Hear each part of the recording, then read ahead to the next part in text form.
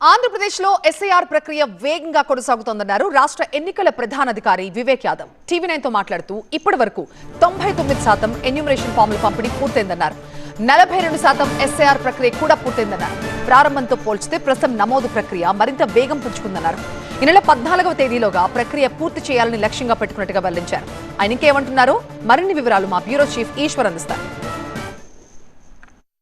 ప్రస్తుతం ఆంధ్రప్రదేశ్ రాష్ట్ర ఎన్నికల ప్రధానాధికారి మనతో ఉన్నారు వివేక్ యాదవ్ గారు. సార్, చాలా ఇంటెన్సివ్గానే జరుగుతుంది. ఇటీవల కాలంలో మొదట్లో అంత సీరియస్నెస్ కనిపించలేదు, కానీ ఇటీవల కాలంలో కొంత చాలా ముమ్మరంగానే సాగుతున్నట్టుగా అర్థం చేసుకోవచ్చు. ఎట్లా ఉంది సార్ మొత్తం ఇప్పటివరకు ఎంత పర్సెంటేజ్ అయింది? దాదాపుగా ఇంక 12 రోజులే మిగిలి ఉంది.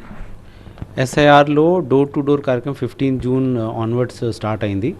ఇప్పటికీ చూస్తే ఎన్యూమరేషన్ ఫామ్ డిస్ట్రిబ్యూషన్ అనేది 99% అయిపోయినాయి as reported by the collectors. అలాగే ఆ ఫామ్ తీసుకొని దాంట్లో 2002 ఓటర్ ఇన్ఫర్మేషన్ తీసుకొని మేము డిజిటైజ్ చేస్తున్నాం. అలాంటి డిజిటైజేషన్ కూడా 42%కి చేరింది.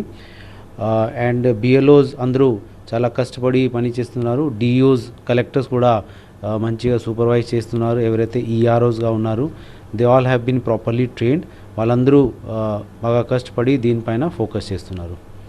సార్, ఇంకా పబ్లిక్లో చాలా సందేహాలు ఉన్నాయి. 2002కు సంబంధించిన ఎన్నికల ఓటర్ లిస్టులో నమోదు చేసిన స్లిప్ ఇవ్వమని అడుగుతున్నారని. సో అది ఇప్పుడు 2002 అంటే దాదాపు 24 ఏళ్ల తర్వాత అది సాధ్యమేనా?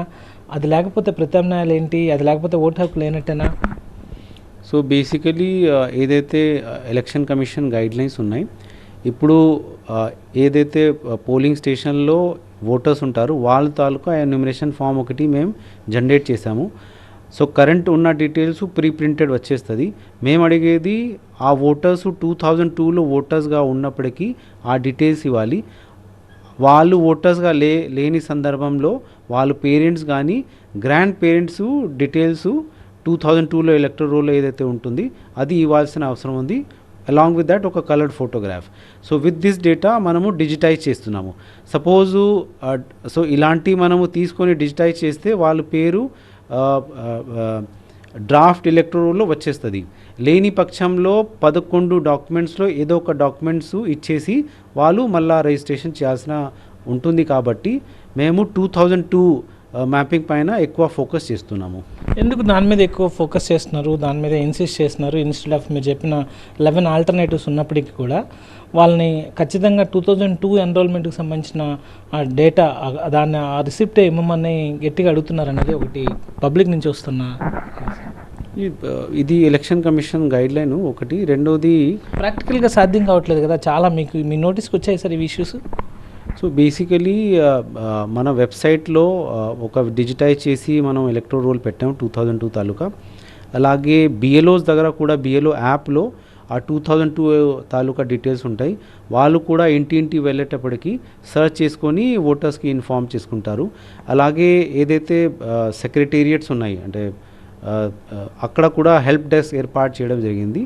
అక్కడ కూడా కాంటాక్ట్ చేస్తే వాళ్ళు కూడా ఇలాంటి డీటెయిల్స్ మీకు చెప్పగలుగుతారు. ఓకే, కానీ ఆన్లైన్ ఇష్యూస్ కూడా ఎక్కువ ఉన్నాయండి సార్. మనం ఆన్లైన్కి ఇచ్చాము సార్ ఎన్రోల్మెంట్కి, కానీ దాంట్లో ఇప్పుడు సపోజ్ నేనే 2-3 సార్లు ట్రై చేశాను, యాక్సెస్ కాలేదు నాకు. ఇంటి దగ్గరికి కూడా మేము ఆల్మోస్ట్ ఫీల్డ్లో ఉంటాం కాబట్టి దొరకట్లేదు. సో ఏంటి సార్ మాకు లాంటి వాళ్ళకి solution? So basically online enumeration form fill up చేయాలంటే ఇది ఒక ఈ-సైన్ ఫెసిలిటీ ద్వారా అవుతుంది. ఈ-సైన్ అనేది ఖచ్చితంగా ఆధార్ బేస్డ్ ఉంటుంది.